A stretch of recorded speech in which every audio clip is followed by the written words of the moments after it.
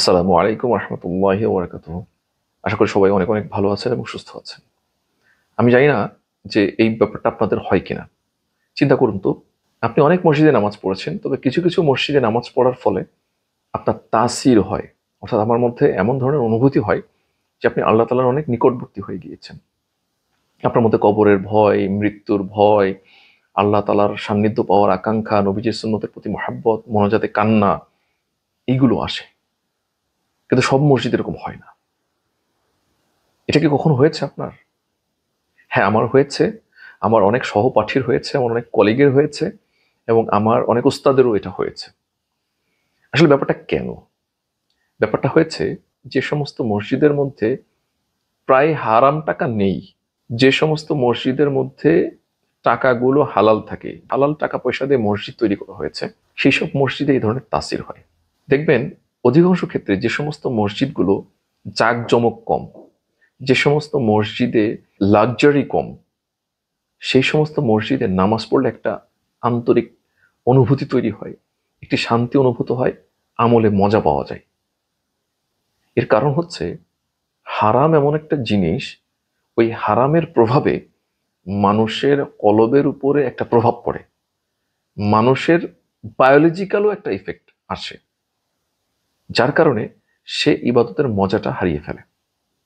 পাশাপাশি একটি তথ্য আপনাদের একটু জানিয়ে রাখি। আমরা অনেক সময় শুনি না যে বরকত কি জিনিস? বরকত কি? বরকত মানে কি বেড়ে যাওয়া?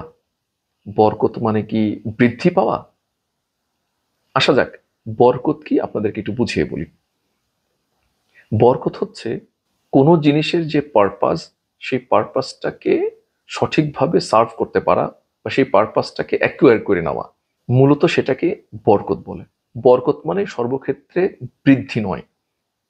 আবারও বলছি, বরকত মানে যেই জিনিসের যে পারপাস, সেই পারপাসটা যদি সঠিকভাবে সার্ভড হয়, তাহলে আমরা বলতে পারি যে ওই জিনিসের বরকত আমরা পেয়েছি।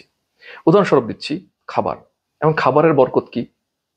খাবারের বরকত হচ্ছে যে খাবার খেয়ে আপনার শরীরে প্রয়োজনীয় শক্তি হবে, সামর্থ্য হবে, আপনার ক্ষুধা নিবারণ হবে এবং এই খাবার খেয়ে আপনার নামাজ পড়তে ইচ্ছা হবে, গুনাহ থেকে বেঁচে থাকার আগ্রহ তৈরি হবে, আমলের প্রতি মহাব্বত তৈরি হবে, শরীরে অলসতা আসবে না।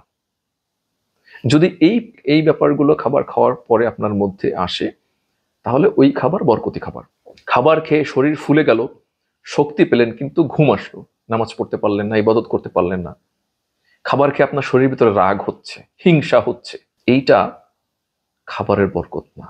তার মানে বরকত হচ্ছে সেই জিনিস যার যা পারপাস, সেটা যদি সঠিকভাবে সার্ভড হয়, তাহলে আমরা বলতে পারি এটার মধ্যে বরকত আছে। এখন আপনি যদি কোনো খাবার খেয়ে ফেলেন, যেই খাবার খাওয়ার পরে আপনার শরীরের মধ্যে অলসতা এসেছে, ঘুম এসেছে, রাগ হচ্ছে, হিংসা হচ্ছে, মেজাজ গরম হচ্ছে, তাহলে ওই খাবারের বরকত আপনার হয়নি। আর এগুলো কেন হয় জানেন?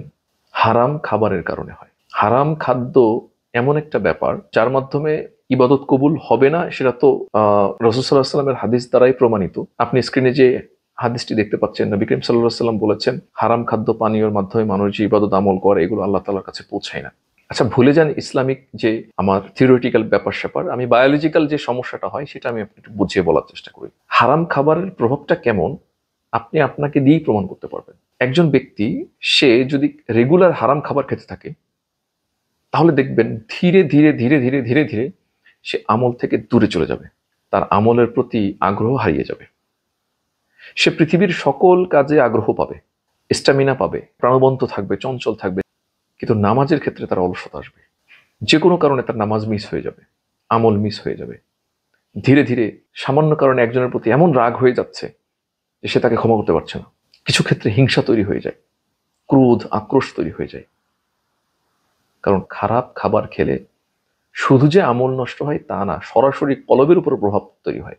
আর নবী করিম সাল্লাল্লাহু আলাইহি সাল্লাম বলেন, তোমাদের দেহের মধ্যে একটি গোস্তের টুকরা আছে, যার এই গোস্তের টুকরাটা ভালো হয়ে যায়, সেই মানুষটা পুরোটাই ভালো হয়ে যায়। আপনি বুঝতে পারছেন যে আপনার মোবাইল ফোনের এক্সটার্নাল লুকটুক সবই ঠিক আছে, কিন্তু মোবাইলে কোনো কিছু চালাইতে পারছে না, মোবাইল অন হচ্ছে আবার বন্ধ হয়ে যাচ্ছে, আপনার মেসেজ পড়তে পারছে না, কল করতে পারছে না, ইন্টারনেট ব্রাউজ করতে পারছেন না।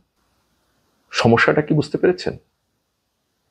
সব থেকে বড় সমস্যাটা হচ্ছে, কোনো মানুষের যখন কলব নষ্ট হয়ে যায়, নবী করিম সাল্লাল্লাহু আলাইহি সাল্লামের ভাষায় সেই ব্যক্তিটাই নষ্ট হয়ে যায়। তো হারাম খাবার খাওয়ার ফলে শুধু আমলই নষ্ট হয় না, আপনার চারিত্রিক অধঃপতন তৈরি হয়। হারাম খাবার খেলে সুযোগ পেলেই গুনাহের বাসনা জাগে, গুনাহ করতে মনে চায়, গুনাহের পরিবেশে যেতে ইচ্ছা করে, খারাপ কাজের প্রতি আগ্রহ তৈরি হয়। এই জন্য আপনি যখন খাবেন, বিশেষ করে যখন খাবার খাবেন, খুব ভালোভাবে যাচাই করে নেবেন যার বাসায় দাওয়াত খেতে যাচ্ছেন তার ইনকামটা হালাল কিনা। কেউ যদি আপনাকে কোনো হাদিয়া তোহফা দেয়, গিফট দেয়, খুব সাবধান, খেয়াল করবেন এইটা হালাল টাকা দিয়ে কেনা কিনা, যে দিয়েছেন তার ইনকাম হালাল কিনা এবং তিনি হালাল টাকা দিয়েই দিয়েছেন কিনা। হারাম পোশাক পরিধান করে আপনি যদি নামাজ পড়েন, আপনার নামাজ আল্লাহর কাছে যাবে না। আপনি হারাম খাবার খেয়ে আল্লাহর কাছে দোয়া করবেন, এই দোয়া আল্লাহ কবুল করবে না। আপনার কাছে হারাম টাকা আছে, আপনি এই হারাম টাকা মসজিদে দান করবেন, যদি নিয়ত করেন যে আল্লাহ আমাকে সওয়াব দিবে, আপনি সাথে সাথে কাফের হয়ে যাবেন।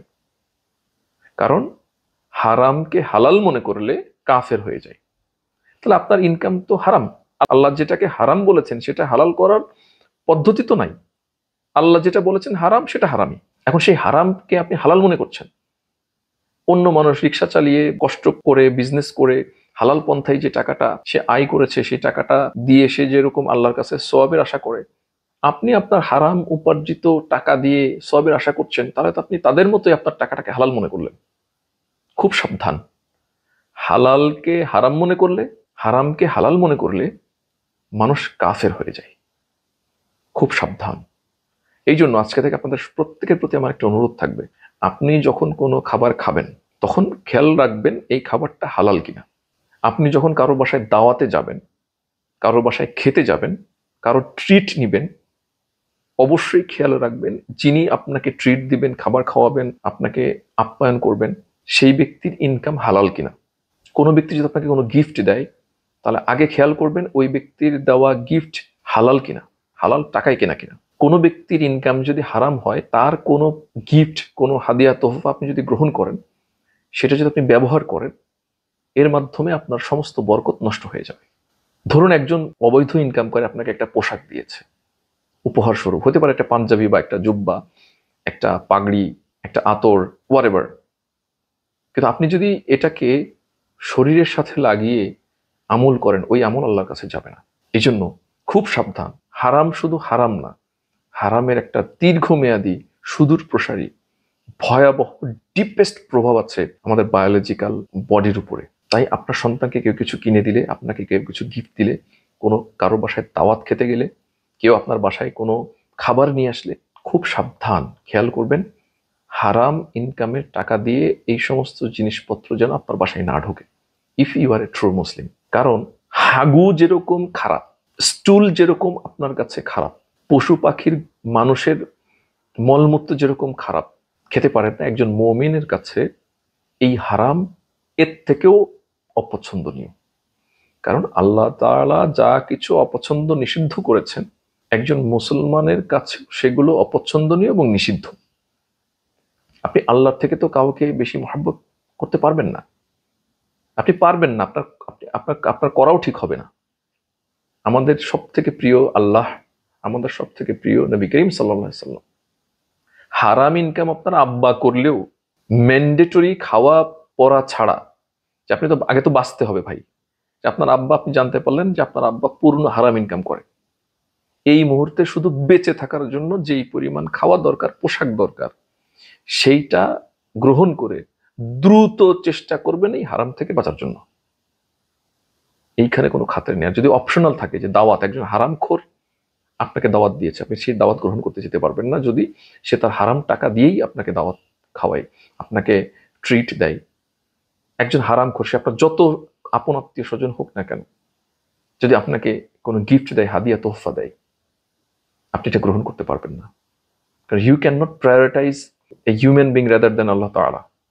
কারণ আল্লাহ তাআলার হুকুমকেই মান্য করা মুসলমানের অবশ্যই অবশ্যই কর্তব্য এবং ফরজ।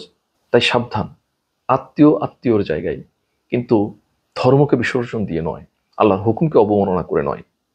তার মানে আবার এরকম না যে যেই ব্যক্তি আপনার আত্মীয়, আপনার বন্ধু, তার ইনকাম হারাম, তার সাথে আপনি কথা বলা বন্ধ করে দিবেন, তার সাথে যোগাযোগ বন্ধ করে দিবেন, কথা বন্ধ করে দিবেন, তার সাথে খারাপ আচরণ করবেন। No, it is not like that. আল্লাহর হুকুম মানাও যেরকম আপনার জন্য ফরজ, আত্মীয়তার সম্পর্ক রক্ষা করা আপনার জন্য ফরজ। আপনার যে আত্মীয় হারাম ইনকাম করে তাকে সুন্দর করে বুঝিয়ে বলুন, প্রকাশ্যে তাকে অপমানিত না করে গোপনে তার কাছে যান, তাকে অনুনয় বিনয় করে বলুন, তাকে অনুরোধ করুন, তাকে বুঝান। অধিকাংশ মানুষই ভালো, অধিকাংশ মানুষই না জেনে হারাম ইনকাম করে, তাকে বুঝিয়ে বলুন। কমপক্ষে আত্মীয়তা নষ্ট হবে না, এবং তার জন্য আপনি দোয়া করতে থাকুন। আপনি হারামও ছাড়বেন, আবার আত্মীয়তার হকও রক্ষা করবেন। আল্লাহ তাআলা আমাদের সবাইকে হারাম থেকে বেঁচে থেকে আল্লাহকে রাজি খুশি করার মতো আমল করে এই দুনিয়াতে শান্তি এবং আখিরাতে মুক্তি পাওয়ার ব্যবস্থা করে দিন। এবং আমরা যারা হারাম ইনকামের মধ্যে আছি, আমরা যেন সবাই এই হারাম ইনকামটা ছেড়ে ইমিডিয়েটলি হালাল ইনকামের মধ্যে ঢুকে যেতে পারি, সেরকম মাইন্ডসেট করা আল্লাহ তৌফিক দান করুন। এবং যত মানুষের হারাম ইনকাম আছে সবাইকে হালাল রিজিকের ব্যবস্থা করে দিন। আসসালামু আলাইকুম ওয়া রাহমাতুল্লাহি ওয়া বারাকাতুহু।